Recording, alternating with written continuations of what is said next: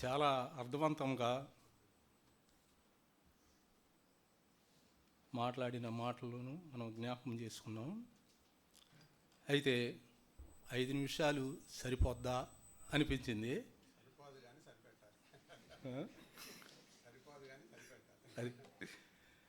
అయితే ఒక దొంగోడంట, ఒక దొంగ వ్యక్తి ఆ ఇంటిలో తలుపులు అన్నీ 4-5 గదులు ఉన్నాయంట. ఆ 4-5 గదుల్లో తలుపులు తీసున్నాయంట. తలుపులు తీసుంటే సరే, ఆ దొంగ అతను ఊరికి ఉన్నాడు కదా, అన్ని సామాన్లన్నీ మూట కట్టుకొని ఓ పక్కన పెట్టి ఆలోచిస్తున్నాడంట, ఇంకేమున్నాయా అని. అయితే ఆ దొంగ అతను వంటగదికి వెళ్ళి చూశాడంట. ఆ డైనింగ్ టేబుల్ మీద, భోంచేసే టేబుల్ మీద రకరకాలైన వస్తువులు, తినే వస్తువులు, పదార్థాలు ఉన్నాయంట. దాని పక్కన ఒక చిన్న డబ్బా ఉందంట, దాని పక్కన తెల్లగా. అయితే ఈ వస్తువులన్నీ మూట కట్టుకొని పక్కన పెట్టి ఇంకెవరు రావట్లేదులే అని ఆ వస్తువులు గుమగుమ వాసన వస్తుంటే వాటి వెంక చూసి, ఆ తెల్ల డబ్బా ఏంటి, తెల్లగా ఉందేంటి అని గబగబా ఈ వస్తువులు, ఈ పదార్థాలు తినకుండా ఆ డబ్బా మూత తీసి కొంచెం తీసుకొని లటక్కన నోట్లు వేసుకున్నాడంట. లటక్కన వేసుకొని గుటక్కన మింగాడంట. అది ఏంటి అని అంటే పంచదార అనుకొని వేసుకున్నాడంట. అది తీరా చూస్తే అది ఏమైంది, అది ఉప్పు. ఆ ఉప్పు ఇంక మళ్ళీ బయటికి రాదు కదా అది. సరే, అలాగా ఆలోచిస్తూ ఉండగా ఇంకెవరన్నా వస్తారేమోనని ఆలోచిస్తూ ఉంటుండగా, అమ్మో, నేను ఈ ఇంటి దొంగతనానికి వచ్చిన నేను ఉప్పు తిని ఈ ఇంటిని మోసం చేయగలనా, ఇంటి వారిని అని ఆలోచించి మళ్ళీ ఆ సామాన్లు ఎక్కడోనే గబా సదిరేసి వెళ్ళిపోయాడంట. ఎందుకు చెప్తున్నానంటే ఈ మాట, ఒక సేవకుడు ఈ మాట చెబుతూ ఉంటుండగా విన్నాను. ఆయన ఎవరంటే ఆర్ఆర్కే మూర్తి గారు. ఆయన చెబుతూ ఉంటుండగా ఎక్కడ మామూలుగా ఫోన్లో చెబుతూ ఉంటుండగా విన్నాను. సరే, సామెత గ్రంథము ఒక వచనం చదువుకుందండి. సామెతల గ్రంథము 11వ అధ్యాయము 30వ వచనము. నీతిమంతులు ఇచ్చు ఫలము జీవవృక్షము, జ్ఞానము కలిగిన వారు ఇతరులను రక్షించును. అవును. అయితే జ్ఞానము లేని వారిని, జ్ఞానము తక్కువైన వారిని ఆమె ఫలాలు ఎలాగా ఫలిస్తుందో, ఆ ఫలాలు ఎలాగ ఉండాలో జ్ఞానముతో ఆమె మాట్లాడినట్లు మనం చూస్తూ ఉన్నాం. ఇక్కడేమన్నారు, ఫలములు అంటే మనమే. ఆ ఫలాలు మనమే. జీవవృక్షము అంటే పరలోకము. ఆ ఫలాలు జ్ఞానము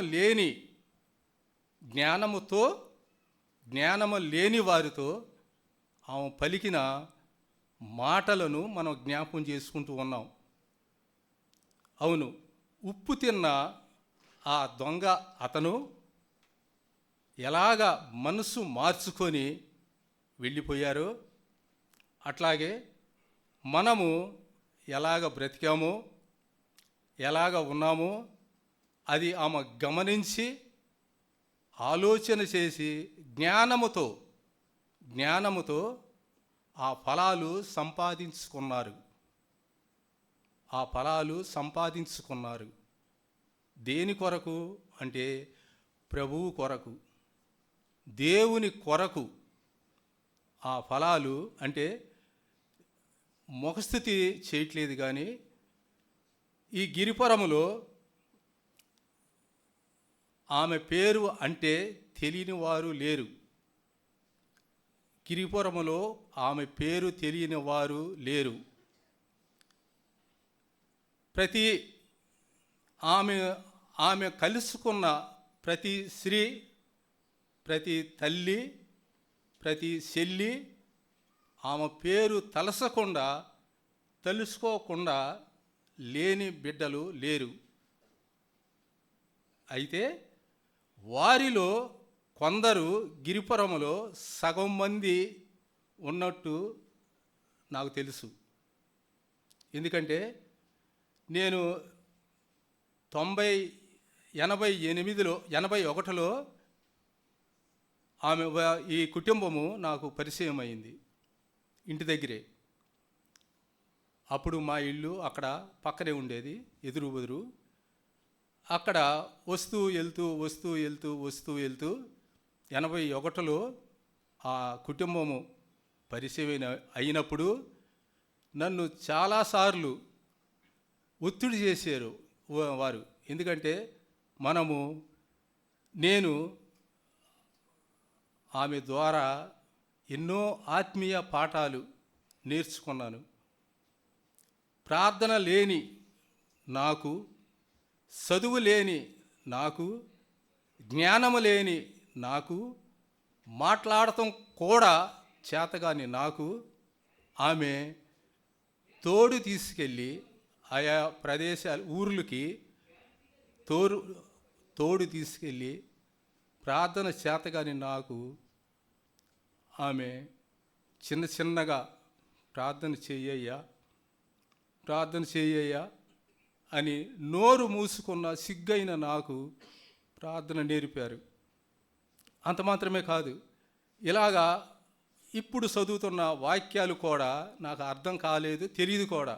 అయితే ఆమె అక్కడక్కడ చిన్న ప్రాంతాలలో చిన్న వారి మధ్య ఆమె వాక్యం చదువయ్యా అని చదివిస్తూ ఆమె ప్రోత్సాహంతో చిన్నగా నా కొద్ది సాక్ష్యం ద్వారా ఆమె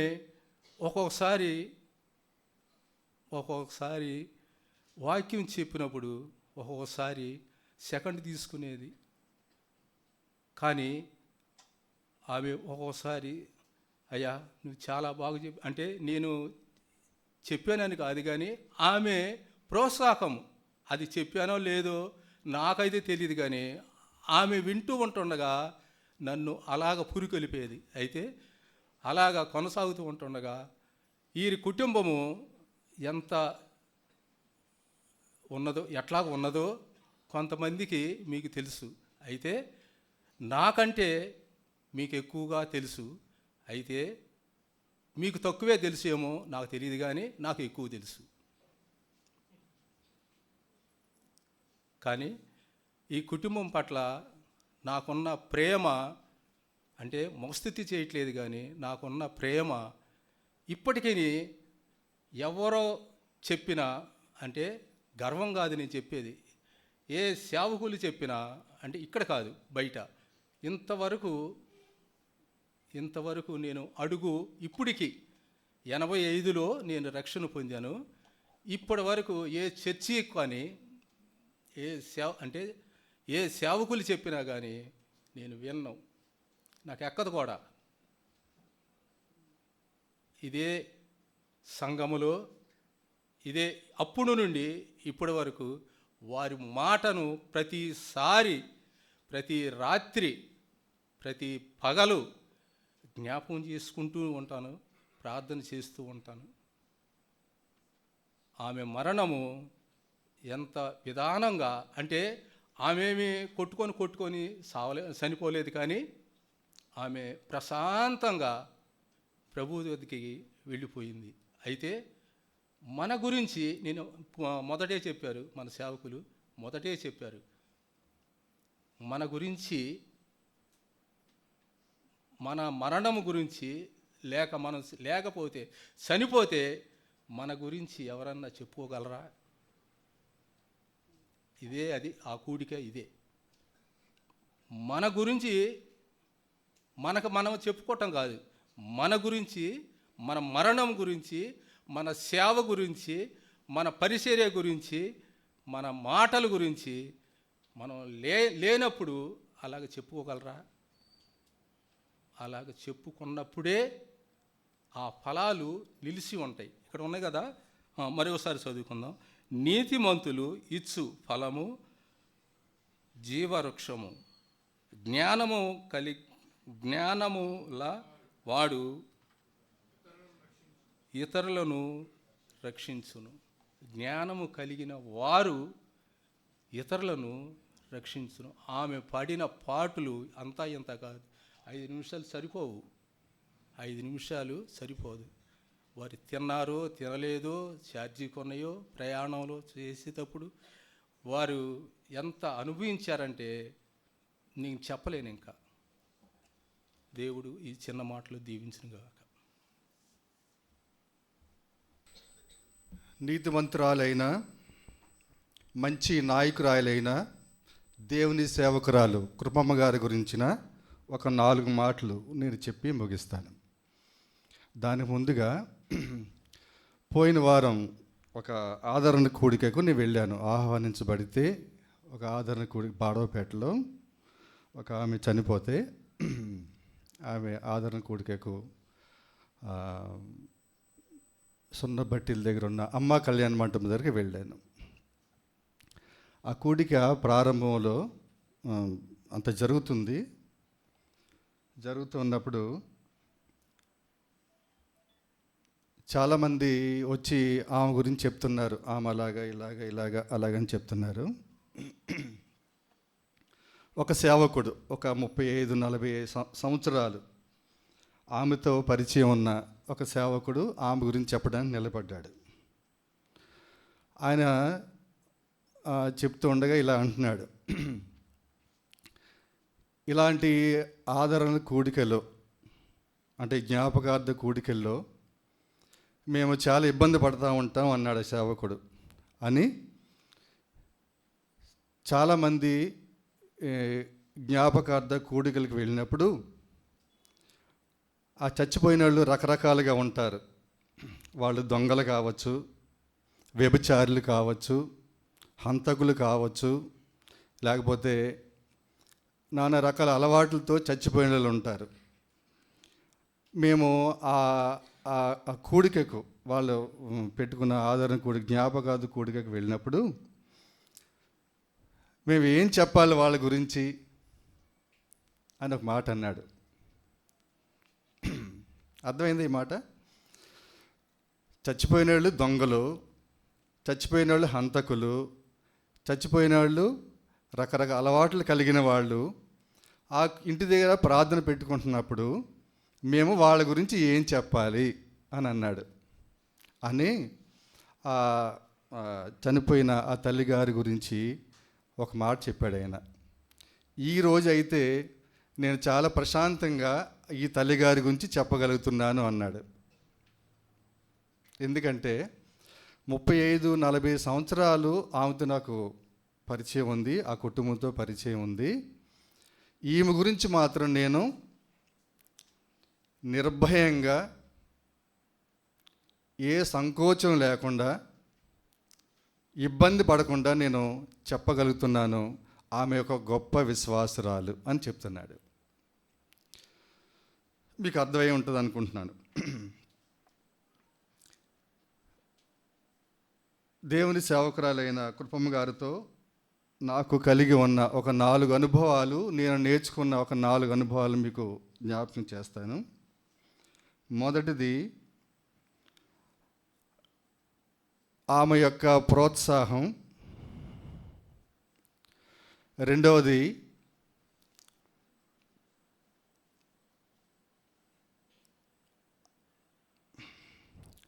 ఆమె నన్ను ప్రోత్సాహం చేసిన విధానం ఎట్లాంటిదంటే,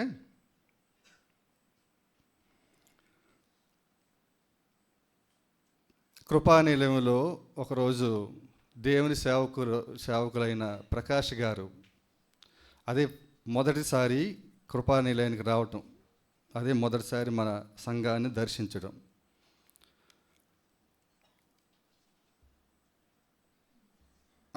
ఆ సమయంలో ఆయన రావటం లేట్ అయింది. ఆయన వస్తున్నారని కూడిక ఏర్పాటు చేశారు.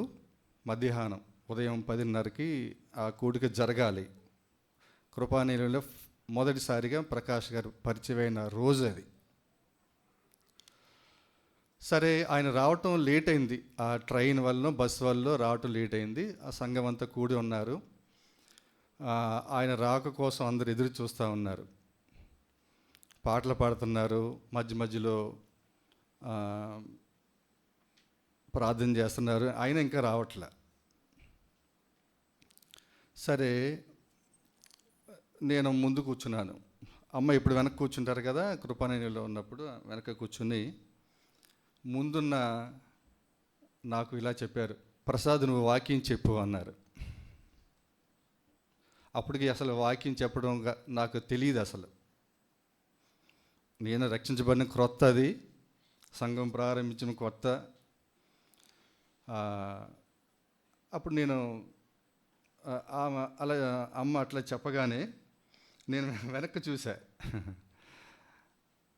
వెనక్కి చూసి ఏంటన్నట్లుగా చూస్తే, ప్రసాద్ నువ్వు లేచి వాక్యం చెప్పు అన్నారు. రెండోసారి అన్నారు. సరే, వాక్యం చెప్పాలి అంటే ఎవరికైనా ఇబ్బందే కదా ఆ సమయంలో. అందులో ప్రకాష్ గారు ముందు ఆయన సభ ఏర్పాటు చేసిన ఆయన కోసం, ఆయన వస్తున్నారని కదా అనుకుని, సరే నేను ఇబ్బంది పడుతూనే లేచి మత్తయి సువార్త 5వ అధ్యాయం మొత్తం వాక్యం చెప్పాను. అంటే వచనాలు, ఆత్మ విషయం, దీనిలో ధైర్యంలో ఉంటాయి కదా, అవన్నీ వాక్యం.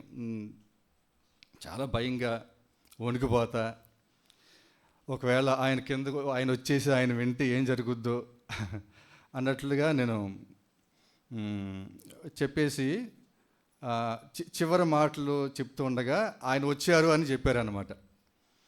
చెప్తే సరే నేను కూర్చున్నాను. ఇంకా ప్రకాష్ గారు వచ్చారు, వాక్యం చెప్పారు. అంత అయిపోయిన తర్వాత క్రింద ఆయన ఎండు చేపలు అంటే చాలా ఇష్టం ఆయన ప్రకాష్ గారికి.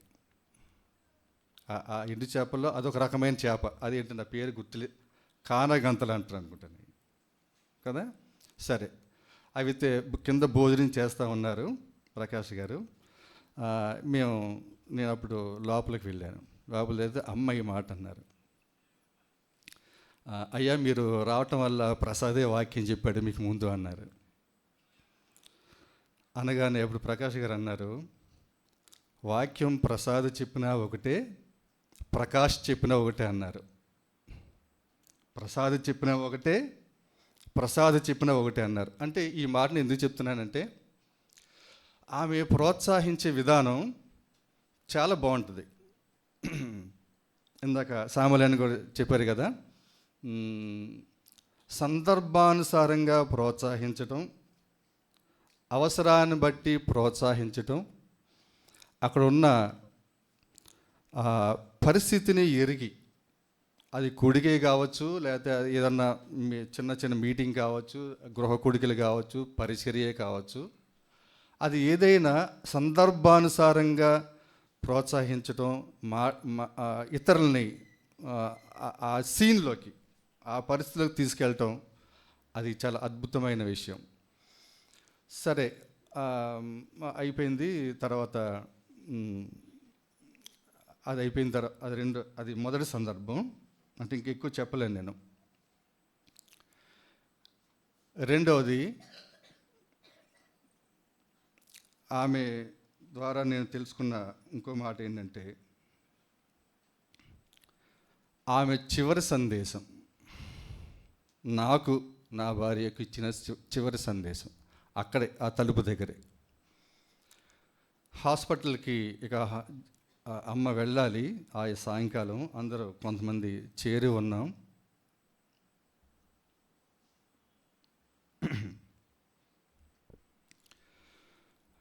హాస్పిటల్కి వెళ్ళటానికి రెడీ అవుతుండగా నేను సుమలత అక్కడ నిలబడ్డాం. అన్న వదిన అక్కడ ఉన్నారు, అందరు కొంతమంది ఉన్నారు. ఆ సందర్భంలో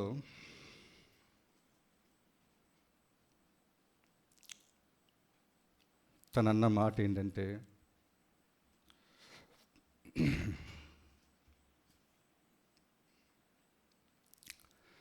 ప్రసాద్, నువ్వు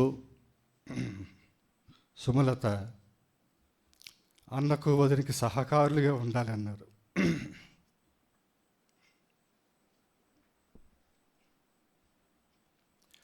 అది తన ద్వారా నేను పొందిన చివరి సందేశం. నువ్వు సుమలత అన్నకి వదినికి సహకారులుగా ఉండండి. అది ఆమె ద్వారా నేను తీసుకున్న చివరి సందేశం. మొదటిగా ప్రోత్సాహం, చివరి సందేశం, చివరి మాటలు ఆమె ద్వారా నేను తీసుకున్న మాటలు. మూడవదిగా రమేష్ హాస్పిటల్లో జరిగిన సంఘటన, చివరి సైగ.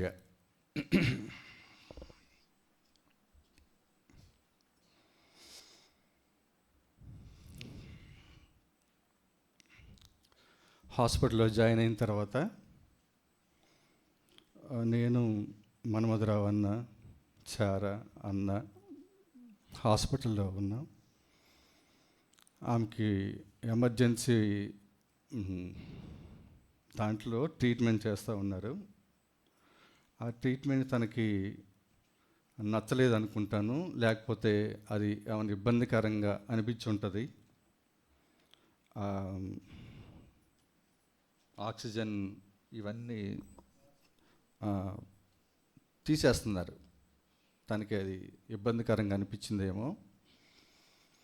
సరే, అక్కడ డాక్టర్లు తీసుకొచ్చి నార్మల్ బెడ్ మీద పట్టుకోబెట్టారు. నేను బయట ఉన్న ఆ ఎమర్జెన్సీ ఆ డోర్ దగ్గర నేను ఉండి చూస్తూ ఉన్నా. సరే, డాక్టర్లు వెళ్ళిపోయారు, ఎవరి మట్టుకు వాళ్ళు వెళ్ళిపోయారు.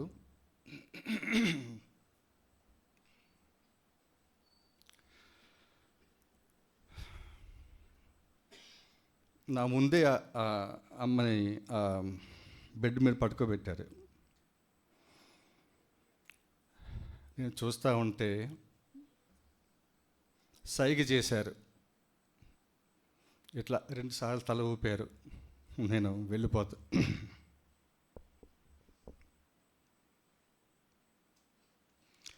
నేను వెళ్ళిపోతున్నాను అన్నట్లుగా నాకు సైగ చేశారు.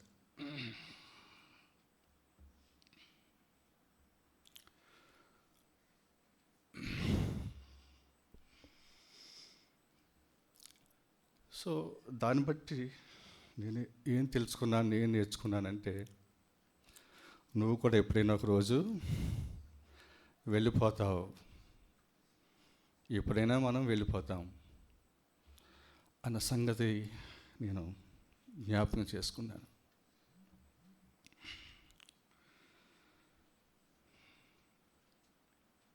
ఇక చివరిగా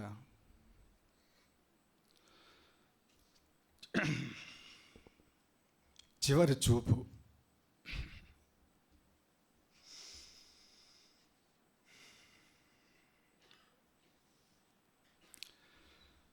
ఎమర్జెన్సీ వార్డులో నుంచి వెంటిలేటర్ వార్డులోకి, ఆ చివరి రూమ్లోకి మార్చారు. లోపల తీసుకెళ్ళిన తర్వాత నేను ఇంకా హాస్పిటల్ స్టాఫ్ పట్టుకోబెట్టుకొని లోపల తీసుకెళ్ళారు. ఇక పైన స్క్రీన్ మీద ఆ గుండెలో వచ్చే మార్పులు గమనిస్తూ ఉన్నారు. ఆమె దగ్గర నేను ఒక్కనే ఉన్నాను. ఆమె చూస్తూ ఉన్నారు, అమ్మ చూస్తూ ఉన్నారు. అక్కడ తనకి అనుకూలంగా లేదనిపిస్తూ ఉంది నాకు. డాక్టర్లు కూడా లేరు, నర్సులు కూడా లేరు. అన్న కూడా మన వద్ద అన్న వాళ్ళతో మాట్లాడడానికి బయట ఉన్నారు. నేను అమ్మే ఆ గదిలో ఉన్నాం. ఆమె చూస్తూ ఉంది. ఈలోపు ఆ స్క్రీన్ ఉంటుంది కదా, గుండె, దాన్ని ఏమంటారు, అందులో మార్పులు ఒక నర్సు గమనించి గబగబ పరిగెత్తుకుని వచ్చింది.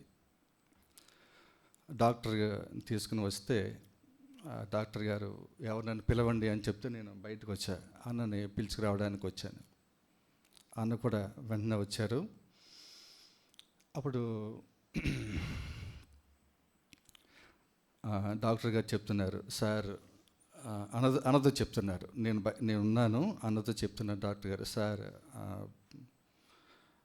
ఏమంటారు అది, కార్డియాక్ అరెస్ట్, గుండెలో మార్పులు చూడండి సార్ స్క్రీన్ మీద అని అవన్నీ చూపిస్తూ ఉన్నారు. కానీ ఆమె చూసే విధానం అది చాలా నాకు ఆశ్చర్యం వేసింది. ఈ సందర్భంలో కొంతమంది ఆ సందర్భంలో ఎట్లా ఉంటారో మనకు తెలుస్తుంది కదా. తను చూసే విధానం కూడా ఎంత ప్రశాంతంగా, ఎంత ఆందోళన లేకుండా ఆమె చూపు నేను గమనిస్తూ ఉన్నాను.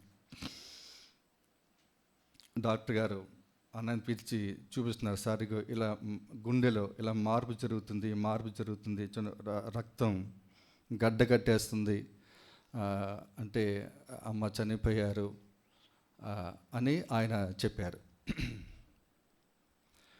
చెప్పిన తర్వాత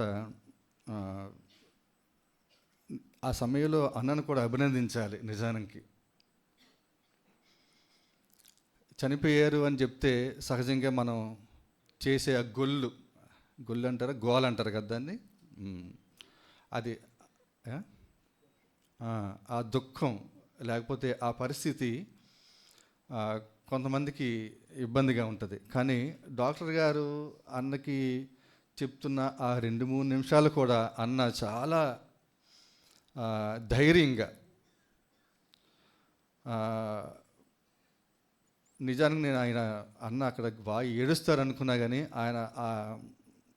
ఆయన ఉన్న ఆ పరిస్థితి నాకు చాలా ఆశ్చర్యం వేసింది. సరే డాక్టర్ గారు అంతా చెప్పారు. అయిపోయిన తర్వాత అవన్నీ తీసేశారు. అమ్మకి పెట్టిన ఆక్సిజన్ ఇవన్నీ తీసిన తర్వాత అమ్మ కళ్ళ మీద కళ్ళు పెట్టి ఇలాగ మొయ్యటం, అప్పటి వరకు చూసిన ఆమె కళ్ళును అన్న మూయటం, ఈ సీన్ దగ్గరుండి చూసిన నాకు అది దాని గురించి నేను చెప్పలేను. కానీ ఆమె చూపులో కూడా ఒక విధమైన పాఠం నేను నేర్చుకోగలిగాను. ఆమె ప్రోత్సాహం, తర్వాత ఆమె చివరి సందేశం, ఆమె చివరి సైగ, ఆమె చివరి చూపు, అవి నేను మర్చిపోలేను. వాటిలో ఎన్నో పాఠాలు నేను తెలుసుకోగలిగాను. Thank you.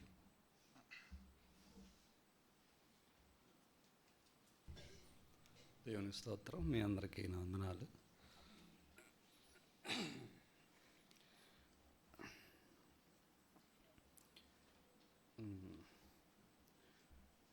నేను ఈ సంఘానికి మేము 2010లో విజయవాడ వచ్చాము. తర్వాత అప్పుడు నేను కొంత ఎక్కడికి వెళ్ళాలి అని ఆలోచన చేస్తున్నప్పుడు మా అన్నయ్య, దేవదానం అన్నయ్య, తమ్ముడు ఇక్కడ మన సంఘం ఉంది, క్రమం అయితే మన మొగలూరులో అలాగే బ్రదర్న్ అసెంబ్లీ సంఘం, మన అన్నయ్య ఉన్నారు అని చెప్పాడు. అప్పుడు సరే ఎక్కడ ఏంటి అంటే అడ్రస్ చెప్పాడు. సరే ఉదయమే వచ్చా నేను. ఈ తాళాలు వేసి ఉన్నాయి, తలుపులు వేసి ఉన్నాయి. మళ్ళీ ఆ రోజు ఇక నేను ఇంటికి వెళ్ళిపోయాను. తర్వాత మళ్ళీ అడిగాను. అయితే ఎర్రబాలెంలో సంఘం ఉందని నాకు తెలియదు. ఇక ఆ తర్వాత వచ్చాను, వాక్యం ఉంటున్నాను. ఒకసారి ఇబ్రహీంపట్నంలో అన్నగారు ఒక గృహప్రవేశానికి వస్తే నేను Ibrahimpatnam ring centre bus stop దాకా డ్రాప్ చేసినప్పుడు మాట్లాడటం గుర్తు. ఆ రోజు అన్నగారు చెప్పిన వాక్యం కూడా గుర్తుంది. దేవుడు మనిషికి ఎంత దగ్గరగా ఉన్నాడంటే, నువ్వు జస్ట్ చెయ్యి వేస్తే, చెయ్యి చాపితే అందే అంత దగ్గరగా ఉన్నారు అన్న అంశం గురించి చెప్పారు. అన్న బాగా చెప్పారు అనుకున్నాను. ఆ తర్వాత ఇక్కడికి వచ్చిన తర్వాత అన్నగారే వాక్యం చెప్పటం చూశాను, సంతోషించాను. అలా వస్తున్న క్రమంలో అక్కడ గేటు దగ్గర చైర్ వేసుకొని కూర్చుంటే వెళ్ళేటప్పుడు అందరూ పలకరిస్తున్నారు. ఎవరోలే అనుకున్నాను, కానీ అందరూ పలకరిస్తున్నారు. చివరికి నేను పలకరించకపోయినా నన్ను పిలిచి మాట్లాడితే అసలు ఎవరు ఏంటంటే అప్పుడు తెలిసింది.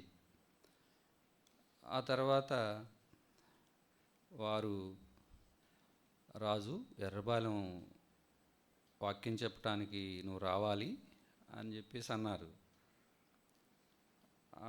ఒకసారి అమ్మగారిని నేను నా బండి ఎక్కించుకొని తీసుకెళ్ళేవాడిని. అలా తీసుకెళ్ళినప్పుడు మొట్టమొదట చెప్పిన వాక్యం ఏమిటంటే, ఎర్రబాలెంలో తుమ్మ చెట్టు, ఖర్జూరపు చెట్టు, ఈ రెండిటికి ఉన్నటువంటి వ్యత్యాసము ఆత్మీయ కోణములో చెప్పినప్పుడు వారు చాలా సంతోషించి ప్రార్థన అంతా అయిపోయిన తర్వాత, రాజు అందరూ వాక్యం చెప్తున్నారు కానీ నువ్వు చెప్పే విధానం చాలా ప్రత్యేకంగా ఉంది అని ప్రోత్సహించారు. తర్వాత నువ్వు చెప్పిన ఈ వాక్యమే నా పుట్టిన ఊరు నంబూరులో మా ఇంటి దగ్గర కూడా చెప్పాలి నువ్వు అని చెప్పడం జరిగింది. ఆ తర్వాత గుర్తుపెట్టుకొని ఒకసారి మన అన్న చనిపోయారు, సురేష్ అన్నను నన్ను పంపిస్తే అక్కడ కూడా చెప్పడం జరిగింది. తర్వాత ఆర్ఆర్పేట తీసుకెళ్ళేవారు. ఎక్కువగా ఎర్రబాలెం తీసుకెళ్ళినప్పుడు బండి నిదానంగా నడుపుతున్నప్పుడు వారు నాతో మాట్లాడిన మాటలు నన్ను ఎంతో ప్రోత్సాహాన్ని అందించాయి. వాస్తవానికి నేను ఆత్మీయంగా అంత స్టేబుల్గా లేను. అయితే వారు మాట్లాడే విధానం, వారు ప్రోత్సహించే విధానం నాకు ఎంతో ఆదరణ కలిగించినాయి, ధైర్యాన్ని కూడా ఇచ్చినాయి. నేను చూసిన ఒక 5 విషయాలు ఏంటంటే, ఒకటి, వారు చాలా సింపుల్గా ఉండేవారు. యేసుక్రీస్తు వారు ఒంటి మీద బంగారపు నగ లేనట్లుగా అమ్మగారి ఒంటి మీద కూడా ఏ వస్తువు ఉండేది కాదు. చాలా సింపుల్గా ఉండేవాళ్ళు. రెండవది, ప్రభు పని పట్ల చాలా ఆసక్తి చూపేవాళ్ళు. సాధారణంగా ఆ వయసులో నాకు బీపీ ఉంది, నాకు షుగర్ ఉంది, నాకు ఆరోగ్యం బాగలేదు, నేను రాలేను అని కోపగించుకోవటం, చిరాకు పడటం అలా ఉంటారు. కానీ వారు ప్రభు పని అంటే ఎంత దూరమైనా పద పద పద అనేవాళ్ళు. ఆ బండి ఎక్కించుకొని వెళ్తున్నప్పుడు, అయ్యా ఇదిగో ఈ ఊరు వచ్చామయ్యా, ఈ ప్రాంతం వచ్చామయ్యా, ఇలా మేము కాలినడకన నడిచి ఇలా చెప్పామయ్యా అని చెప్తా ఉండేవారు. వాక్యం అయిపోయిన తర్వాత, ప్రార్థన అయిన తర్వాత ఎర్రబాలెంలో ఆ స్త్రీలందరూ, అక్కడ ఉన్న వాళ్ళందరూ అమ్మగారు చుట్టూ ఉండి అమ్మగారు చెప్పే ఆ మాటలు వినటానికి చాలా ఆసక్తి చూపేవాళ్ళు. వారు ఒక్కొక్కరికి ఓపికతో ఇదిగో ఇలా ఇలా ఇలా అని విడమరిచి చెప్పేవాళ్ళు. తర్వాత ప్రార్థన అయిన తర్వాత ఇక్కడికి వచ్చిన తర్వాత ఇక్కడ కూర్చొని నేను పక్కన కూర్చునేవాడిని, మళ్ళీ మాతో మాట్లాడేవాళ్ళు. అప్పట్లో అన్నగారితో నాకు కొంచెం భయం, ఇప్పటికీ భయమేననుకోండి. ఏది చెప్పాలన్నా డైరెక్ట్గా అన్నగారి ద్వారా చాలా భయపడతాం. అమ్మగారు అయితే చాలా ఫ్రీగా చాలా స్వతంత్రంగా వెళ్ళి చెప్పటం అలవాటు అనమాట. అలా ప్రభు పని అంటే ఆసక్తి చూపారు. తర్వాత మూడో విషయం ఏంటంటే ముక్కుసూటిగా ఉండే స్వభావం. ఒకసారి రాజు గృహ దర్శనానికి వెళ్ళాలి రా అన్నారు. నైట్ అనమాట. సరే అమ్మ అని వచ్చాను. ఇద్దరం వెళ్తుంటే బయలుదేరిన దగ్గర నుంచి అందరూ వందనాలు వందనాలు వందనాలు అంటున్నారు, పక్కకి జరుగుతున్నారు. నాకు ఆశ్చర్యం వేసింది. ఆ గృహానికి వెళ్ళాము, ప్రార్థన చేశాము.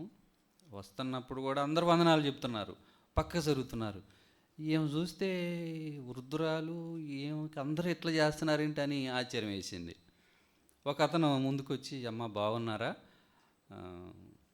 నేను మీ వారు ఇద్దరం మా వయసులో ఉన్నప్పుడు వాళ్ళు పలానా పని చేసేవాళ్ళం, రాడ్ బెండింగ్ పను ఏదో చెప్పారు అతను.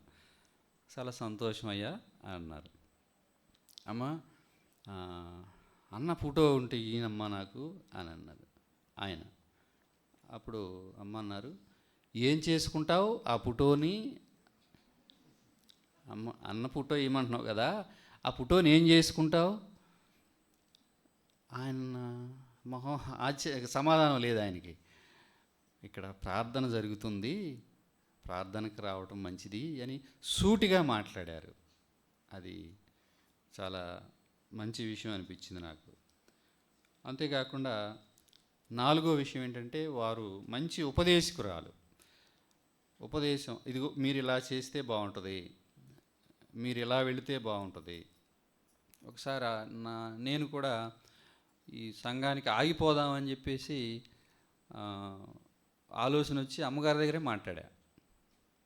అప్పుడు అమ్మ అన్నారు, రాజు నువ్వు సంఘానికి రా, ప్రార్థన చేద్దాం అని నాకు ఖచ్చితంగా చెప్పారు. అది నాకు ఇప్పటికీ గుర్తే. అలా ఒక విషయాన్ని చాలా సూటిగా స్పష్టంగా ఎంతో ఆత్మవిశ్వాసంతో చెప్పడం, డౌట్ పట్టడం కానీ నీ ఇష్టంలే సరే అలా ఉండేది కాదు. వారు చాలా ముక్కుసూటిగా మాట్లాడేవాళ్ళు. అదొకటి. ఇక ఐదో విషయం ఏంటంటే ఒంటరిగా ఒకసారి గుంటూరులో ఉన్నప్పుడు హాస్పిటల్కి వెళ్ళాము. నేనను మన ప్రసాద్ అన్న మా బండి వేసుకుని వెళ్తే అక్కడ ఒక సహోదరి అమ్మగారి పక్కనే ఉండి సేవ చేస్తున్నారు. మమ్మల్ని చూసి సంతోషించారు, ప్రార్థన చేయమన్నారు. ప్రార్థన చేసి ఇక వచ్చాము. ఆ తర్వాత మళ్ళీ మోకాళ్ళకు సంబంధించిన సర్జరీ జరిగితే ఆ రోజు నాకు అదనపు క్లాస్ ఉండి సాయంత్రం 7 దాటిపోయి ఉంటుంది. హాస్పిటల్కి వెళ్ళాను. అప్పటికే ఆపరేషన్ అయిపోయింది. పలానా పేరు అని చెప్తే పైన ఉన్నారండి అని చెప్పారు. ఆపరేషన్ చేసేవాళ్ళు బట్టలు గ్రీన్ కలర్లో ఉంటాయి కదా, ఆ వస్త్రం ధరించి ఉంచారు. ఆ వస్త్రం కొంచెం పక్కకి వెళ్ళిపోయింది. నేను సడన్గా లోపలికి వెళ్ళాను. వెంటనే ఇలా తిప్పుకొని అప్పుడు నేను ఆలోచించాను, 3 సంఘాలు, ఇంతమంది విశ్వాసులు, ఇంత ఉన్న అమ్మ ఈరోజు హాస్పిటల్ బెడ్ మీద ఒంటరిగా ఇలా ఉన్నారా అని కొంచెం బాధేసింది నాకు. వెంటనే ఆ నర్సుని పిలిచి చెప్పాను. ఆమె వెళ్ళారు. అది ఇప్పటివరకు ఎవరికి చెప్పలే నేను. ఆ తర్వాత ఒంటరిగా వారు ఎన్నో ప్రయాణాలు చేశారు. వారు ఎక్కడికి వెళ్ళినా దేవుని మాటలు చెప్పటమే ప్రధానమైన పనిగా పెట్టుకున్నారు. ఇక వేరే ఏమీ వారి ద్వారా వచ్చేవి కాదు. దేవుని సంగతులు, దేవుని మాటలు, దేవుని నడిపింపు, కుటుంబాలు కట్టబడటం, ఈ మాటలే వారిలో వచ్చేవి. ఒక చిన్న మాట చదివి వినిపించాలని ఆశపడుతున్నాను. 2వ సమూయేలు గ్రంథం, మీరు తీనక్కర్లేదు, 23వ అధ్యాయము. దావీదు రచించిన చివరి మాటలు ఇవే. యెషయి కుమారుడగు దావీదు పలికిన దేవోక్తి ఇదే. చివరి మాటలు 3లో కొంచెం కిందకు వచ్చినట్లయితే, మనుష్యులను ఏలునొకడు పుట్టును, అతడు నీతిమంతుడై దేవునియందు భయభక్తులు కలిగి ఏలును. చాలు. దావీదు మాటల్లో చివరి మాటల్లో ఏమిటి అంటే, యేసుక్రీస్తు రాబోతున్నారు. అలాగే అమ్మగారి చివరి మాటలు, నాతో ఇక్కడ ఒక రూమ్ తయారు చేసి అక్కడ ఉండేవారు. ప్రార్థన అయిన తర్వాత మాట్లాడి వెళ్ళేవాళ్ళం. ఇక అమ్మగారు ఎర్రబాలెం రావట్లా, అన్నగారు నేను వెళ్ళేవాళ్ళం. అయితే అన్నగారుని అడిగా నేను, అన్న అమ్మ ఏంటన్నా అంటే, రాజు అమ్మ చివరి దశకు వచ్చేసారు, అమ్మ నాతో చెప్పారు, నువ్వు ఇందాక కూడా అన్న గుర్తు చేశారు ఆ 2 మాటలు, నీ సేవ పరిచర్య జాగ్రత్త, సంఘం జాగ్రత్త. ఆ మాటలే నాతో అన్న పంచుకున్నారు. అప్పుడు అమ్మ ఇంకా బతికే ఉన్నారు. అమ్మ చివరి మాటల్లో నాకు చెప్పింది ఒక మాట ఏంటంటే, రాజు మన సంఘంలో స్త్రీల కూడిక జరుగుతుంది, నువ్వు ఒకసారి స్త్రీల కూడికలో కూడా మాట్లాడాలి. ఇంతవరకు నేను ఎప్పుడు అన్నతో అనలేదు ఈ మాట, అక్కతో కూడా చెప్పలేదు. రాత్రి ఏం చెప్పాలని ఆలోచన చేస్తున్నప్పుడు ఈ మాట గుర్తుకొచ్చింది, నువ్వు స్త్రీల కూడికలో కూడా మాట్లాడాలి అని అన్నారు. ఏదేమైనా వారి గురించి ఈ విధంగా నీతిమంతుని జ్ఞాపకం చేసుకొనుట అది ఎంతో మంచిదని మనం ఎరుగుదురం. ఆమె గురించి అయిపోవచ్చుని. మొన్న ఉమెన్స్ డే రోజున మా ప్రిన్సిపాల్ గారు ఏం చేశారంటే, నాకు క్లాస్ ఉంది ఆ రోజు, సంఘానికి రాలే నేను. సాయంత్రం ఎర్రబాలెం ఆర్ఆర్పేట వెళ్ళాను. ఒక 150 స్కూల్స్ నుంచి బాగా సీనియర్స్గా ఉన్న టీచర్స్ని సన్మానం చేయాలని ఒక్కొక్క స్కూల్కి 2 చొప్పున నన్ను పిలిచారు. అక్కడ మీరు వ్యాఖ్యాతగా ఉండాలి అన్నారు. అప్పుడు కొన్ని మాటలు రాసుకున్నాను, అది అక్కగారికి పంపించాను. నేను చాలామంది స్త్రీలను నేను గమనించాను చిన్నప్పటి నుంచి. వారి కష్టాలు, వారి కన్నీళ్ళు, వారి బాధలు, వారి అన్నీ గమనించి రాసి మా స్కూల్లో మిస్తో ప్రింట్ చేయించి నాకు తెలిసిన కొందరికి సహోదరులకు కూడా పెట్టాను నేను.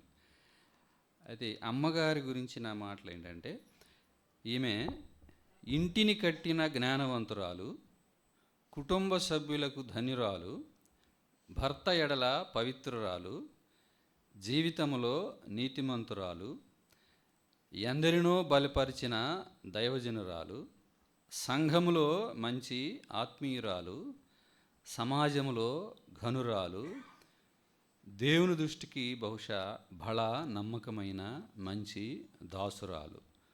దేవుని దృష్టికి బహళ నమ్మకమైన మంచి దాసురాలు. అందరికీ వందనాలు.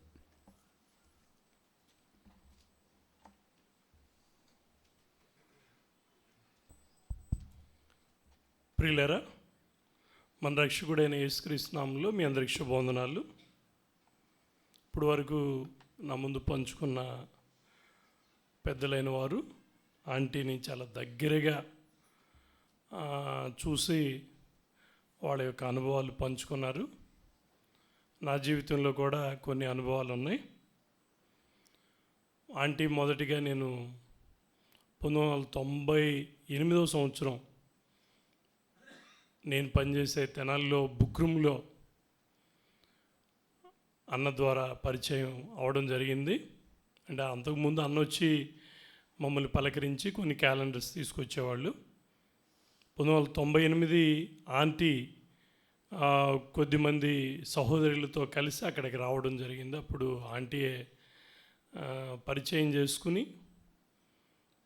నాతో మాట్లాడడం ఆ రోజంతా నిన్న ఆలోచిస్తూ ఉన్నప్పుడు ఆ క్షణాలన్నీ నాకు గుర్తొచ్చినాయి. నేను ఒంటరిగా రూమ్లో, అక్కడే బుక్ రూమ్లో ఒక రూమ్లో ఉండేవాడిని. నా రూమ్ కూడా వచ్చి నేను వంట చేసుకుంటాను అని నేను చెప్పినాక నా రూమ్ కూడా వచ్చి నేను ఆ రోజు కాలేజీకి వెళ్ళడానికి సిద్ధపరచుకొని తిని వెళ్ళిన ఆహార ఆ రూమ్లోకి వచ్చి వాటి మూతలు కూడా తీసి దగ్గరగా నాతో ఆ రోజు మాట్లాడిన మాటలన్నీ నాకు గుర్తొస్తూ ఉన్నాయి. అయితే 2004 సంవత్సరంలో బెంగళూరు నుంచి నాకు సాఫ్ట్వేర్ జాబ్ ఇష్టం లేక శామ్ ఉన్నాడు కదా నా ఫ్రెండ్, తన రూమ్కి నేను రావడం జరిగింది. సుధాకర్ అన్న ఆ పశువుల హాస్పిటల్లో చేతక్క స్కూటర్ వేసుకొచ్చి సంఘానికి ఆహ్వానించిన దినం నుంచి నేను రావడం, అన్నయ్య నాకు పరిచయం. ఆంటీ అంతకుముందు బుక్ రూమ్కి వచ్చి కొన్ని మాటలు మాట్లాడి పరిచయం చేసి పరిచయం చేసుకుని క్యాలెండర్స్ తీసుకొచ్చారు. 2004లో నేను బెంగళూరు నుంచి డైరెక్ట్ విజయవాడకే వచ్చాను, ధోనిపూడి కూడా వెళ్ళకుండా, తెనాలి వెళ్ళకుండా.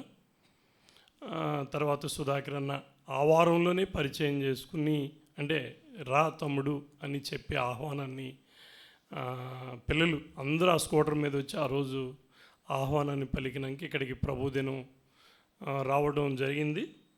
ఆ రోజు నుంచి ఆంటీతో ఉన్న నా విషయాలు పంచుకోవడానికి అయితే 5 నిమిషాలు చాలదు, కానీ ఇక్కడ ఉన్న యవనస్తుల ప్రోత్సాహం కోసం చెప్తూ ఉన్నాను. మొదటిగా ఆ యొక్క క్షణాలన్నీ గుర్తు చేసుకుంటే, ఈ రోజుల్లో మనం కమ్యూనికేషన్ స్కిల్స్ కోసం ప్రతి స్టూడెంట్కి కంపల్సరీ ఏ ఇంజనీరింగ్ కాలేజ్ అయినా ఏ కాలేజీ అయినా సిఆర్టీ ప్రోగ్రామ్ అనేది ఉండిద్ది కూడా మనం ఇతరులతో మాట్లాడడానికి. కానీ ఆ తల్లి చదువుకున్న చదువు నంబూరులో స్వల్పమైనప్పటికీ ఎలా మాట్లాడేదంటే, ఎవరితో ఎలా మాట్లాడాలో, చదువుకున్న వ్యక్తితో ఎలా మాట్లాడాలి, చదువు లేకుండా మొరటిగా ఉన్న వాళ్ళతో ఎలా మాట్లాడాలి అన్నది ఆ తల్లిలో నేను దగ్గరగా చూశాను. ఆటో డ్రైవర్తో ఎలా మాట్లాడాలో అలా మాట్లాడేది, చదువుకున్న వాళ్ళతో ఎలా మాట్లాడాలో అలా మాట్లాడేది.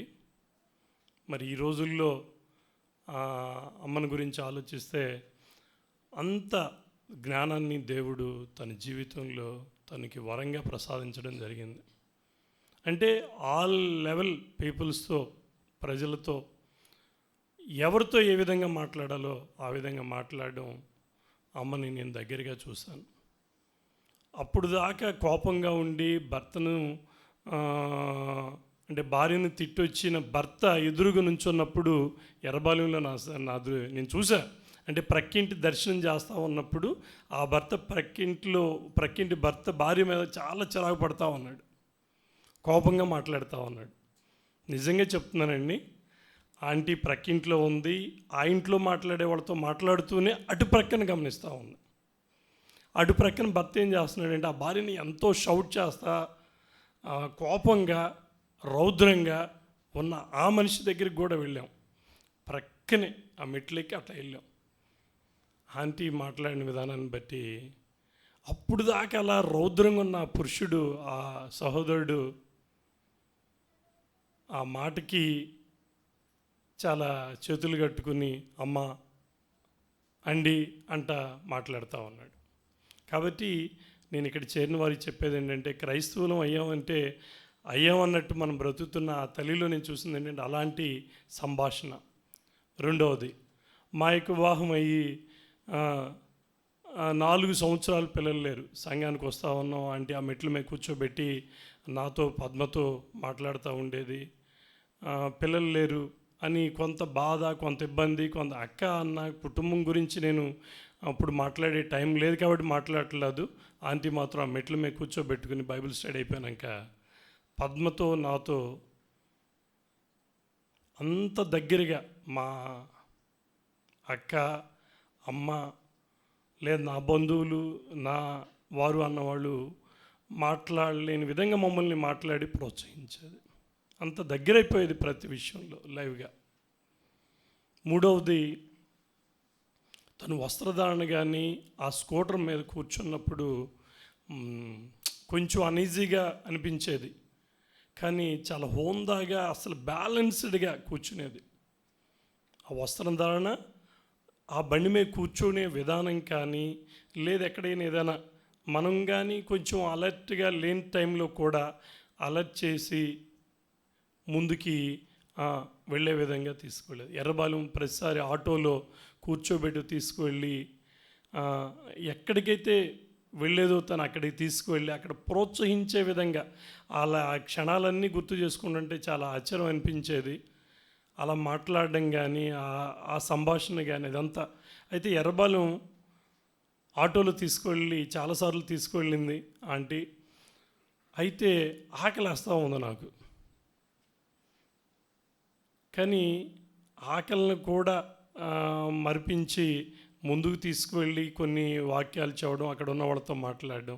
ఇదేంటి ఆంటీకి ఇంకా టైం తెలియట్లేదు, అర్థం అవ్వట్లేదు అని నేను మనసులో కొంచెం అనుకుంటా ఉన్నా. కానీ నేను నిజం చెప్తున్నాను, అంత ఆకలితో ఉంటే నా బిస్కెట్ ప్యాకెట్ ఏదో ఒకటి తింటే అయిపోయేది. కానీ తీసుకొచ్చి ఉండవల్లి సెంటర్లో మమ్మల్ని అందరినీ కూర్చోబెట్టి హోటల్లో మంచి టిఫిన్ ఇప్పించారు.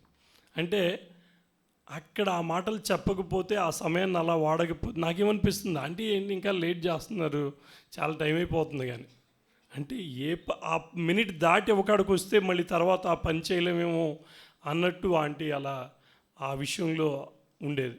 నేను చెప్తుంది అర్థమైందా? ఆ టైంలో ఆ పని చేయకపోతే ఇంక తర్వాత ఇంకో క్షణం మళ్ళీ అలాంటి అవకాశం రాదేమో అన్నట్టు ప్రతి నిమిషాన్ని వాడుకునేది సమయాన్ని. ఇంకొక విషయం ఏంటంటే, హాస్పిటల్లో గుంటూరులో ఉన్నప్పుడు మేము కుటుంబంకి కొన్నిసార్లు వెళ్ళి కూర్చుని అక్కడే ఉన్నప్పుడు నేను యవనస్తులకు ప్రోత్సాహంగా చెప్తున్నాను,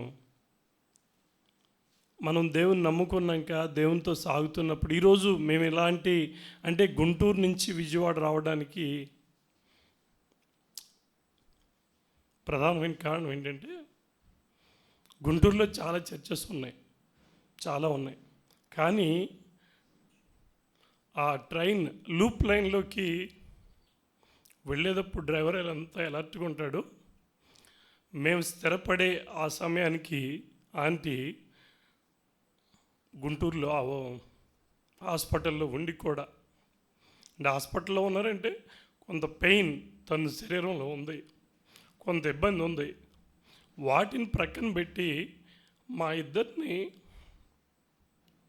కూర్చోబెట్టి, మా పాప పెద్దది, మమ్మల్ని కూర్చోబెట్టి ఒకటే చెప్పేది, దేవుని నమ్ముకున్నావు, సంఘంలో సాగుతున్నావు, అది కాదు దేవుడు చూసేది, నిన్ను బట్టి సంఘం ఎంత రిఫ్రెష్ అవుతుంది, అంటే ఎంత ఆనందంగా ఉండగలుగుతుంది అన్నది చాలా ముఖ్యం. ఈరోజు చాలామంది క్రైస్తవులు సంఘానికి పరిచయం అవుతూ ఉన్నారు, ఆడదాకా వస్తున్నారు, వెళతా ఉన్నారు. వాళ్ళు కాదు, మాకు చెప్పిన గట్టి మాట ఏంటంటే, సంఘంలో నువ్వేంటి, నీ కుటుంబం ఏంటి, నిన్ను బట్టి సంఘం ఆనందించేదిగా, లేదా సావుకుడు సావుకురాలు ఆనందించేదిగా ఉండేలా మీరు స్థిరత్వంలోనికి మీరు మీ బిడ్డలతో వెళ్ళాలని ప్రోత్సహించిన తల్లి. ఇంకా చాలా ఉన్నాయి చెప్పాలంటే. ఏదేమైనా తను వస్త్రధారణ కానీ, తన మాట కానీ, ఆ క్షణం పోతే ఆ క్షణం రాదు అన్నట్టు ఆ సమయాన్ని వాడుకున్న దాన్ని బట్టి కానీ, గర్భఫలం లేని నా భార్యను నన్ను సంఘంలో ఈరోజు ఇంత ఆనందంగా ఆత్మీయంగా ఉన్నామంటే దేవుని సావుకుని కుటుంబం మా విషయంలో హెచ్చించిన లేదు. ఆ సావుకురాలు గుంటూరులో మమ్మల్ని అలా ఈరోజు మమ్మల్ని ఎవరు ఏం చేయలేరు, మేము ఈరోజు చనిపోయిన దేవుని దగ్గరికి వెళ్ళగలం అన్నట్టు మా కుటుంబాన్ని సిద్ధపరిచిన దైవజన కుటుంబానికి మీకు మా ప్రత్యేక వందనాలు చెప్తూ నేను ముగిస్తున్నాను. Thank you. నేను చెప్పదలుచుకున్నవన్నీ అనుభవపూర్వకంగా అందరూ చెప్పేశారు. అయితే నాకు వ్యక్తిగతంగా ఉన్నటువంటి సంబంధాన్ని కూడా 4 మాటల్లో చెప్పి నేను ముగిస్తాను. మేము సంఘానికి పరిచయమైనప్పుడు బ్యాచిలర్స్, కిరణ్ అన్న, నేను, రవన్న బాడోపేటలో రూమ్లో ఉంటే ఒక్కోసారి మేము అప్పటికి లేచేవాళ్ళం కాదు. పొద్దున్నే వాకింగ్ అని వచ్చేసి తలుపు కొట్టి ఏం వండుకున్నారు, ఏం తిన్నారు, అట్లా మా గురించి చక్కగా ఎంక్వైరీ చేస్తూ ఉండేవాళ్ళు. తర్వాత చదువులైపోయి ఉద్యోగాలు చేస్తున్నప్పుడు ఉద్యోగాలకి తర్వాత వివాహం గురించి నా గురించినటువంటి ఆలోచన చాలా గొప్పగా చేయటం, ఏ ఊరు ప్రయాణం కూడా తెలియదు, కానీ 70-80 కిలోమీటర్ల ప్రయాణం బస్సులో వెళ్ళి మా గురించి మా ఇంటికి వెళ్ళి నన్ను చూసుకొని నేను ఇక్కడే చెప్పేసిన విషయాలన్నీ.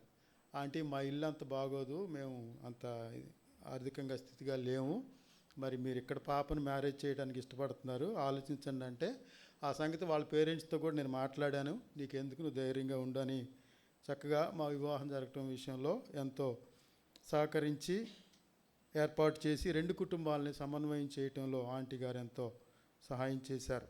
మా ఇద్దరిని చూసిన ప్రతిసారి ఎంతో సంతృప్తికరంగా ఉన్నట్లుగా నాకు కనపడేది.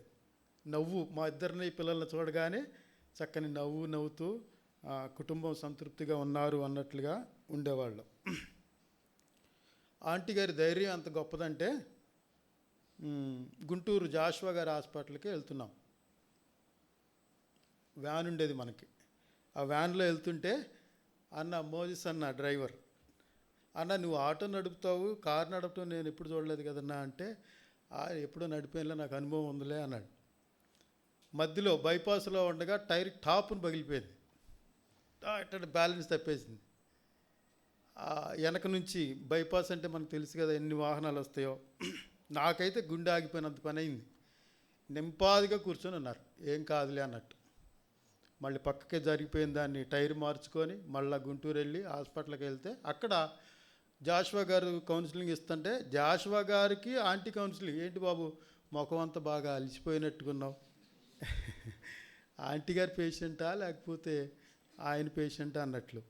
చాలా ధైర్యంతో, నువ్వు ఎక్కువ స్ట్రెస్ తీసుకుంటున్నట్టున్నావు, వర్కింగ్ అవర్స్ పెంచుతున్నావా, రెస్ట్ తీసుకో, అట్లా ఆయనకి మాట్లాడుతూ చక్కని ధైర్యాన్ని అక్కడ ఆయన కూడా చాలా నవ్వుతూ జాషువా అన్న చక్కగా కౌన్సిలింగ్ ఇచ్చారు. హాస్పిటల్లో అన్ని హాస్పిటల్కి నేను వెళ్ళాను. నేను నిర్మల చక్కగా కలుసుకోవడానికి వెళ్ళేవాళ్ళం. వెళ్ళినప్పుడు డాక్టర్లతో నర్సులతో వాళ్ళ వివరాలు తెలుసుకోవటం, వాళ్ళ గురించి మాట్లాడటం, వాళ్ళకి ఏదైనా గిఫ్ట్ ఇవ్వటానికి, బైబిల్ ఇవ్వటానికి, మాటలు చెప్పటానికి, ఇలా నర్సుల గురించి అంతా వాళ్ళకి ఆ సమయంలో కూడా సువార్త చెప్పాలనే అంత భారాన్ని కలిగి ఉండటం చాలా గొప్ప మాదిరికరమైన సంగతి.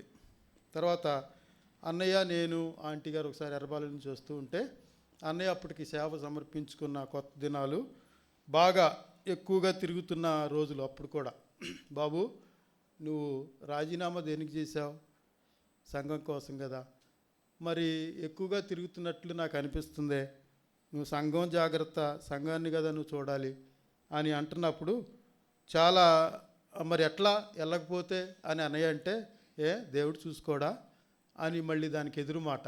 అట్లా సంఘానికే ఎక్కువైన ప్రాముఖ్యతను ఇవ్వాలి, కానీ నువ్వు బయటికి బాగా ఎక్కువగా తిరుగుతున్నట్టుకున్నావు అని సున్నితంగా అన్నయ్యతో చెప్పిన మాటను నాకు ఇప్పటికీ జ్ఞాపకం. దీన్ని బట్టి సంఘానికి ఎంత విలువనిస్తున్నారో మనం అర్థం చేసుకోవాలి. ఆంటీ గారు చాలా మాటలు మాట్లాడతారు, కానీ బాగా ఫేమస్ అయిన మాట నా విషయంలో చెప్పిన మాట ఏంటంటే, మూతి పెట్టినవాడు మేత పెట్టడా అనే మాటను చాలామందికి ఎక్కువ ఆర్థికంగా బాధపడుతున్నా, ఇబ్బంది పడుతున్నా వారికి ఏం చెప్పేవాళ్ళు అంటే, ధైర్యాన్ని, నీకు మూతినిచ్చాడు దేవుడు, ఖచ్చితంగా మేతనిస్తాడు, దాని గురించి నువ్వేమీ ఆశ్చర్యపడాల్సిన పని లేదు అన్నట్లుగా వారికి చక్కని కౌన్సిలింగ్ ఇస్తూ ఉండేవాళ్ళు. మరణం విషయంలో సిద్ధపడటం అనేది ఆంటీ గారి గురించే నేర్చుకోవాలి. మరణం ఎంత భయంకరమైందన్న సంగతిని అందరికీ తెలుసు, కానీ దానిని ఒక మంచి మలుపుగా మార్చుకొని ఎవరు వాక్యం చెప్పాలి, ఎవరు ఎక్కడ ఏం చేయాలన్న సంగతులన్నింటినీ ముందుగానే నిర్ణయించుకోవటం అనేది చాలా గొప్ప సంగతి. మనం కూడా మరణం విషయంలో అప్పుడు ఎందుకు అనుకున్నాలే, కానీ వయసు పెరిగే కొద్దీ శరీరంలో జరిగే మార్పులను బట్టి కూడా మనం ఆలోచిస్తే నిజమే, మరణాన్ని గురించి కూడా ఒక మంచి ఆలోచన కలిగి సిద్ధపాటు కలిగి, భయపడమని చెప్పటం లేదులే, కానీ సిద్ధపడి దాని గురించి ఉండాలనేది కోరుకుంటున్నాం.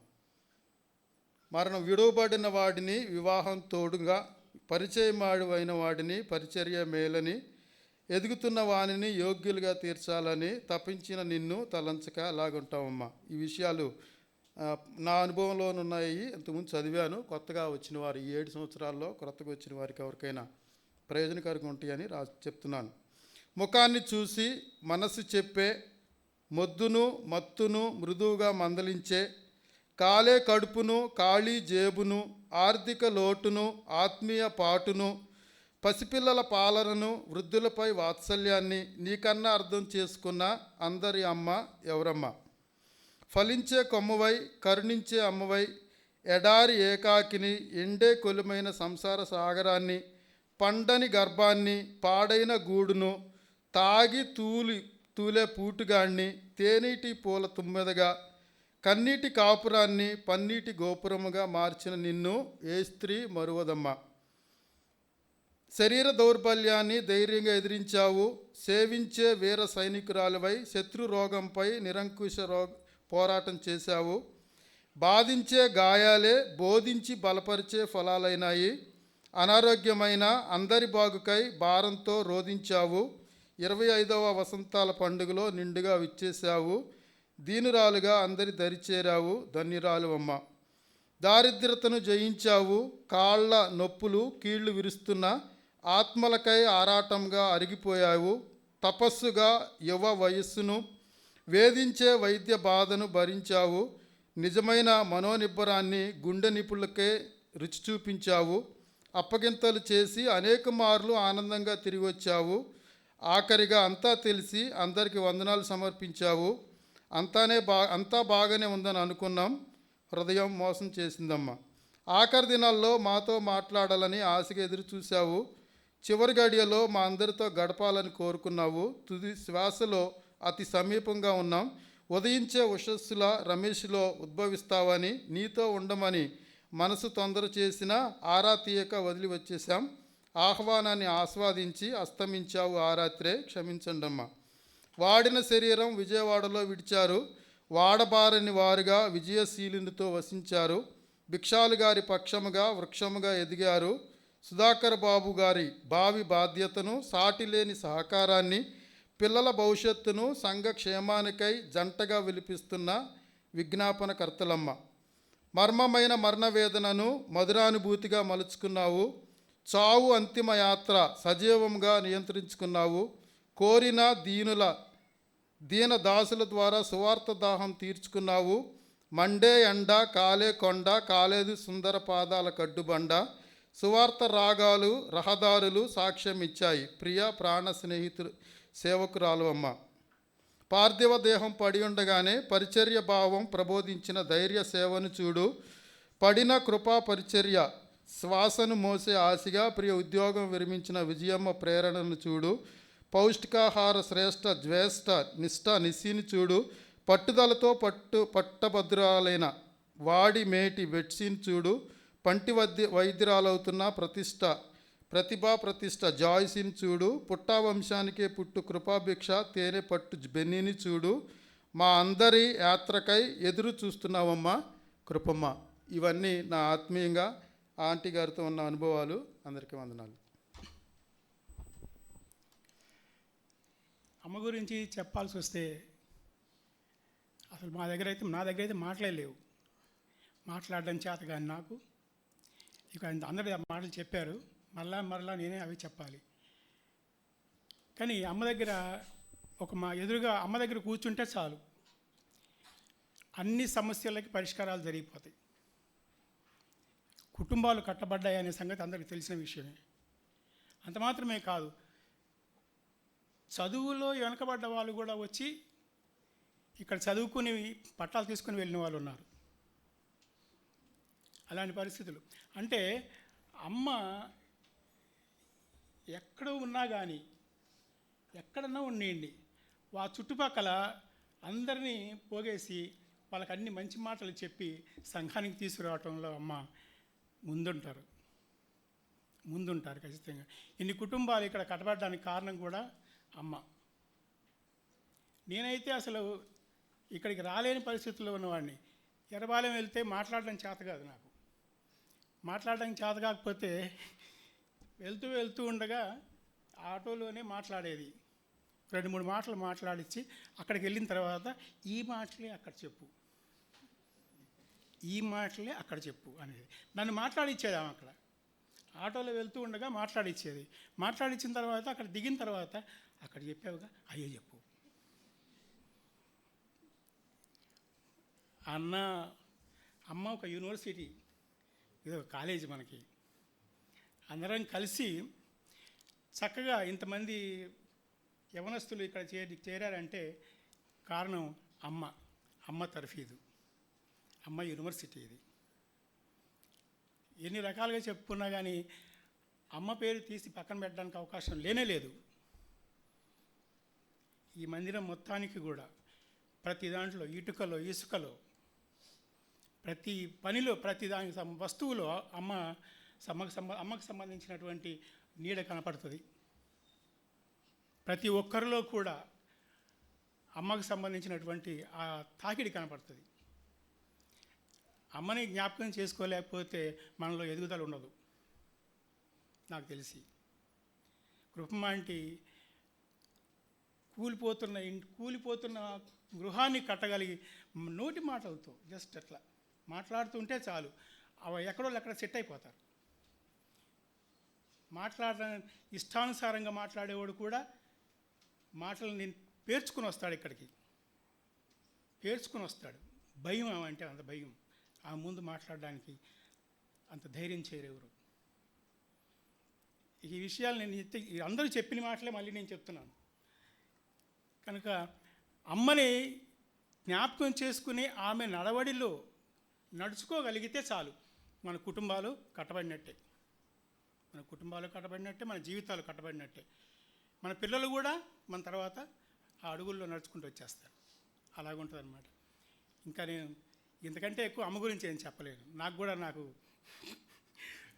రావట్లేదు. థ్యాంక్స్ అన్న. మంచిది. చాలామందికి ఇలాంటి అనుభవాలు ఉన్నాయి. మీరందరూ చెప్పాక నేను కూడా ఒక 2 అనుభవాలు చెప్పి ప్రార్థన చేస్తాను. ఆమె ఇచ్చిన 2 సలహాలు ఏంటంటే, నువ్వు వాక్యాలు చెబుతున్నావు కానీ తర్వాత తరాల వాళ్ళకి ఎలాగ అందుతుంది కాబట్టి నువ్వు రికార్డ్ చేయి అని అన్నారు. తన కోరిక మేరకు అప్పుడు ప్రకటన గ్రంథ ధ్యానాలు చేసేటప్పుడు 2005, 7, 8 ఆ సంవత్సరాల్లో మన సహోదరుడు సుధాకర్ ప్రతి వారం రికార్డ్ చేసి సీడీ చేస్తూ ఉండేవాడు. తర్వాత తను బిజీ అవ్వడం అలాగా అయిపోయింది. ఇది ఆమె ఆశ. మనకి యూట్యూబ్ ఛానల్ ఉందంటే అదే రీజన్. నాకైతే ఆన్లైన్లో బయటికి వెళ్ళడం నాకు ఇష్టం ఉండదు, కానీ ఆవిడ ఆశ ఎటు కూడా చేయలేకపోతున్నాం కదా, కొందరికి మేలు కలుగుతుంది అని ఉంచామన్నమాట. ఒకరోజు ఆదివారం అయ్యి ఇంటికి వెళ్ళిన తర్వాత బాబు ఇట్రా అంది. ఏంటమ్మా అంటే విజయ ఇట్రా అంది. నన్ను పిలిచి మళ్ళీ విజయాన్ని పిలుస్తున్నావు ఏంటని. ఏంటి అత్తమ్మా అనుకుంటూ వచ్చింది. నువ్వేమనుకోకపోతే నా కొడుకును ఒకసారి ముద్దు పెట్టుకోనా అంది. అదేంటి అత్తమ్మా మీ కొడుకుని గురించి మీరు అడుగుతున్నారంటే, ఒకప్పుడు నా కొడుకు ఇప్పుడు నీకు భర్త కదా, ఎందుకు అత్తమ్మా అడిగారని. ఎంత మంచి వాక్యం చెప్పాడో నా బిడ్డ అని. పెట్టుకోండి అత్తమ్మా అంటే లేచి ముద్దు పెట్టుకుందన్నమాట. కాబట్టి ప్రసంగాల్లో నేను గొప్పవాడిని కావచ్చు, కానీ వ్యక్తిత్వంలో ఆవిడ తాడి చెట్టు, నేను గుమ్మడి చెట్టు. ఎందుకంటే నేనేం చెప్పలేను. ప్రార్థన చేద్దాం. అందరి పక్షంగా కిరణే ప్రార్థన చేస్తాడు. చెల్లిస్తూ ఉన్నాం. నీ బిడ్డలుగా మేము మిమ్మల్ని ఆరాధించాం, ఘనపరిచాం. ప్రభా, మీరే మా గొప్ప దేవుడవు, ప్రభుడవు, రాజువు, మా ఏలుచున్నవాడవు. ఇక్కడ చేరిన ఈ దీన సంఘాన్ని నీ యొక్క ప్రణాళిక చొప్పున నీ దీనదాసురాలు కృపమ్మ ఆంటీని చిన్నతనంలోనే మీరు ఏర్పాటు చేసుకుని వివాహం, విజయవాడ రావటం, ఇవన్నీ నీ ప్రణాళికే. ఆ ప్రణాళికను బట్టి నిన్నే స్తుతిస్తూ ఉన్నాం. తను ఎన్నుకుని ఈ గిరిపురం ప్రాంతంలో ఒకవేళ మొదట్లో అప్పర్ రూమ్కి వెళ్ళినా తర్వాత నీ ప్రణాళిక చొప్పున నువ్వు ఏర్పాటు చేసుకున్న యోహానిసి అని దేని సంఘాన్ని బట్టి మిమ్మల్ని స్తుతిస్తున్నాం. ఆ తల్లిని అలా వాడుకుని నీవు కట్టి క్రమపరిచి ఏర్పాటు చేసుకున్న సంఘాన్ని బట్టి నడిపిస్తున్న సావుకుని కుటుంబాన్ని బట్టి మా కుటుంబాలుగా మేము మీకే థ్యాంక్ చెప్తూ ఉన్నాం, స్తుతిస్తూ ఉన్నాం. మీ ఏర్పాట్లు ఆశ్చర్యం, అద్భుతం ప్రభా. ఆ తల్లిని అలా వాడుకున్నందుకు ఈ ఉదయవేళ మేమందరం తన విషయంలో మిమ్మల్ని స్తుతిస్తూ ఉన్నాం. ఇలా తలంచటమే కాదు, తన యొక్క ప్రవర్తన ఫలాన్ని మేం కూడా మా ప్రవర్తనలో కలిగి ముందుకు సాగేవారిగా, ప్రార్థనలో తను ప్రార్థించినట్లు మేము వ్యక్తిగతంగా, కుటుంబంగా, సంఘముగా మా ప్రార్థనను కలిగిన వారిగా, తన యొక్క పరిచర్యలు మేమందరం ఇప్పుడే విన్నాం ప్రభా. మా ముందున్న యవనస్తులైన వారు ఈ తరాలన్నీ అయా ఆమె పరిచర్య ఎలా చేసిందో, ఏమీ చదువుకోలేదు కానీ నీ వాక్యం బోధించడంలో, నీ వాక్యం పంచుకోవడంలో తను ఎలా ఒక వెఫన్గా, ఆయుధంగా వాడబడిందో, జ్ఞానం విషయంలో 31వ సామెతను తను కలిగి జీవించిందో, ఒక నాలెడ్జ్ హబ్ అయిన యూనివర్సిటీ అని ఇంకో సహోదరుడు. వాస్తవమే, ఇవన్నీ మా సండే స్కూల్ పిల్లల దగ్గర నుంచి మందిరంలో ఉన్న వృద్ధుల వరకు, పెద్దవారి వరకు, దైవ సేవకుని కుటుంబం కావచ్చు, అందరం మాదిరి పెట్టుకుని ముందుకు సాగటానికి నీ శక్తిని, నీ బలాన్ని, నీ జ్ఞానాన్ని, నీ వివేచన మాకు దయచేయండి. మీరు వచ్చిన దినాన మీరు ఆనందించే విధంగా మా సంఘాన్ని కట్టమని, సావుకుని పరిచర్యలను, విశ్వాసులని, పరిచారకులుగా ఉన్న వారిని, ఆయా సండే స్కూల్ పరిచర్యనేమి, యూత్ పరిచర్యనేమి, స్త్రీల పరిచర్యనేమి, యవనస్తుల పరిచర్యనేమి, ఆయా ప్రతి ఆరాధన కూడికనేమి, ప్రతి వాక్య కూడికనేమి మీ కృపలో కట్టి మీరు ఆనందించే విధంగా, తల్లి కృపమ్మాంటి పరలోకంలో ఉండి సంతోషించే విధంగా సంఘస్థులందరి మీద నీ కృపనుంచమని, మహిమ ఘనత ప్రభావాలు మీకే ఆరోపిస్తూ అందరం తల్ల వంచి మీకు నమస్కరిస్తూ మీ సహాయాన్ని అన్ని కోణాల్లో కోరుకొనుచు యేసు నామంలో ప్రార్థించి వేడుకొనుచున్నాం తండ్రి, ఆమేన్. విశ్వాసకర్తావో యేసు ప్రభు, కొనసాగించువాడ యేసు ప్రభు. విశ్వాసకర్తావో యేసు ప్రభు, కొనసాగించువాడ యేసు ప్రభు. వినయముతో నేను నీ వైపు చూచు, విసుకాక పరుగెత్త నేర్పు. వినయముతో నీ వైపు చూచు, విసుకాక పరుగెత్త నేర్పు. ప్రభు యేసు నా రక్షక, నొసగు కన్నులో నాకు నిరతము నిన్ను చూడా. పరిశుద్ధుడైన తండ్రి, మీకు వందనాలు, స్తోత్రాలు. మీ గ్రంథములో రాయబడ్డట్లు మాకు ముందుగా దాటిపోయిన వారిని మేము జ్ఞాపకం చేసుకొని పురుకొల్పును, ప్రోత్సాహాన్ని పొందుతున్నాం. అదే సమయంలో మాపై ప్రస్తుతమున్న వారిని మేము సన్మానిస్తూ, లోబడుతూ కొనసాగునట్లు తీర్మానించుకుంటున్నాం. బలపరచండి. ఈ అంత్య దినాలలో మీకు దగ్గరగా, మీ వాక్యానుసారంగా జీవించినట్లు సహాయం చేయమని మీ దాసురాలు అమ్మ కృపమ్మ గారిని బట్టి వందనాలు. ఆమె ఎంతమందిని ప్రభావితం చేసిందో ఈరోజు అందరూ పంచుకోగలరు, కానీ సమయాన్ని బట్టి కొద్దిమందే పంచుకోగలిగారు. ప్రభువా, ఆమె గురించి మాట్లాడుకొని వెళ్ళడం వలన ఆమెకేమి లాభం లేదు, కానీ బతికి ఉన్న మేము అట్టి మాదిరిని అనుసరించి, ఒకవేళ మీ రాకడ ఆలస్యమైతే మా పోకడ జరిగితే తర్వాత తరాల వారు మా జీవితాన్ని బట్టి ప్రభావితం అవునట్లు కృప పాలించమని, మహిమ పొందమని. తిరిగి వెళ్తున్నాం, మీ సన్నిధి మాతో ఉంచండి, సహాయం చేయండి. ఈ వారంలో మా ఎదుటిన్న పనులు, ప్రయాణాలు, పరిచర్యల కొరకు ఆయత్తపరచమని, పరీక్షలు రాస్తున్న బిడ్డలకు జ్ఞానము, వివేచన, అనారోగ్యంగా ఉన్నవారికి ఆరోగ్యమును, వృద్ధాప్యములో ఉన్నవారికి ఆదరణను దయచేయమని యేసు క్రీస్తు దివ్య నామమున వినయంతో వేడుకుంటున్నాము తండ్రి, ఆమేన్.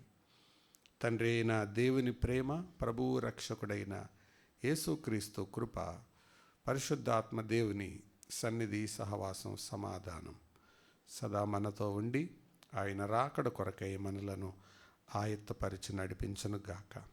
ఆమేన్. అందరికీ వందనాలు. God bless you all.